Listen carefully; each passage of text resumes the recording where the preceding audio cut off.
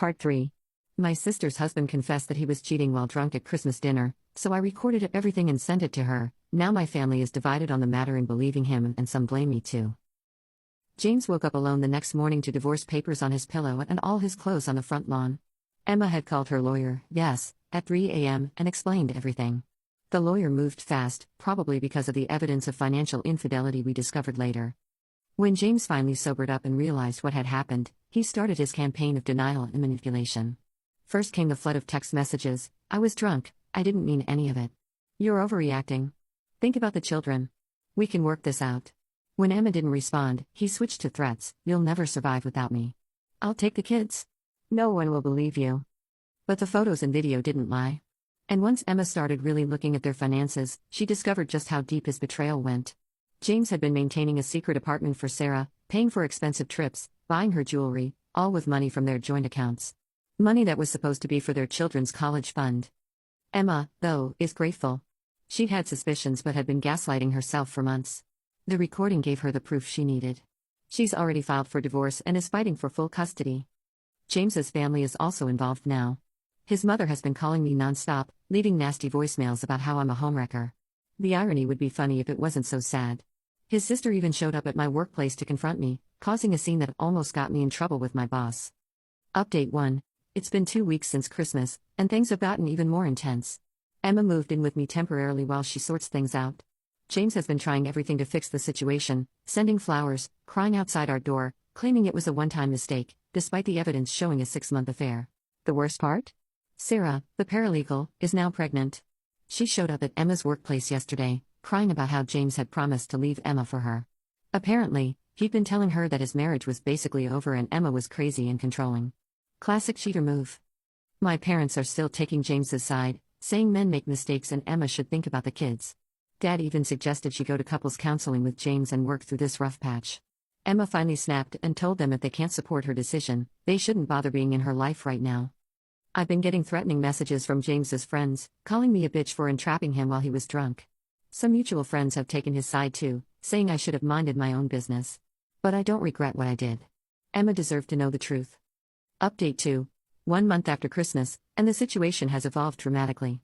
Emma's lawyer discovered James had been embezzling money from their joint accounts to fund his affair, expensive gifts for Sarah, hotel rooms, even a secret apartment. He'd stolen nearly $100,000 over 6 months. The firm where James and Sarah worked found out about the affair and the embezzlement. Both were fired immediately. Sarah's now threatening to sue James for emotional distress and demanding he support her and the baby. She also revealed he'd been having affairs with other women too. She thought she was special, but she was just one of many. Emma's doing better, focusing on her kids and her work. She's in therapy and starting to rebuild her life. The kids are adjusting slowly. The 4-year-old keeps asking when daddy's coming home, which breaks my heart. My parents finally came around after learning about the embezzlement and multiple affairs.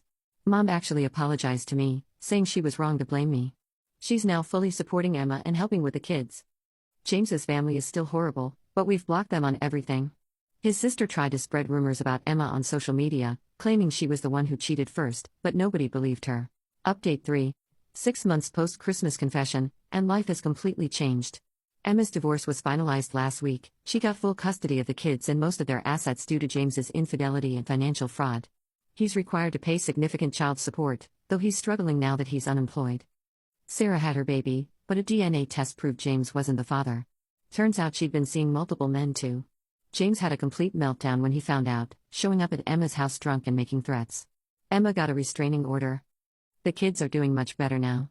Emma's ex-mother-in-law tried to file for grandparents' rights but was shut down by the court. The 4-year-old is in therapy and understanding things better. The 2-year-old is too young to really know what's happening. Emma's thriving in her new life.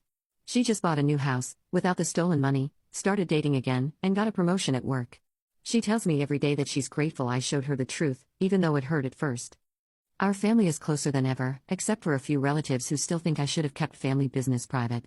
Mom and Dad are super involved with the kids now, trying to make up for initially taking James's side. Looking back, I know I made the right choice. Yes, exposing the truth caused chaos and pain, but living a lie would have been worse.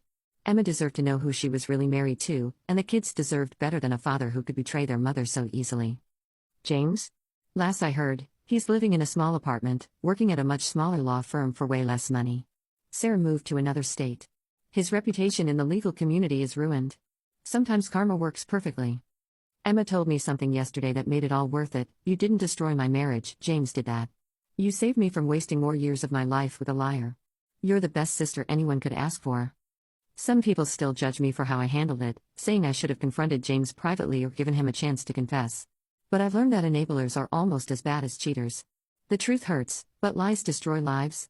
In the end, this experience taught me that doing the right thing isn't always easy or clean. Sometimes it means being the bad guy in someone else's story. But I can live with that, knowing my sister and her kids are better off now. Emma's starting fresh, the kids are healing, and our family is stronger for having faced this together. Sometimes it takes a crisis to show you who people really are and who's really on your side.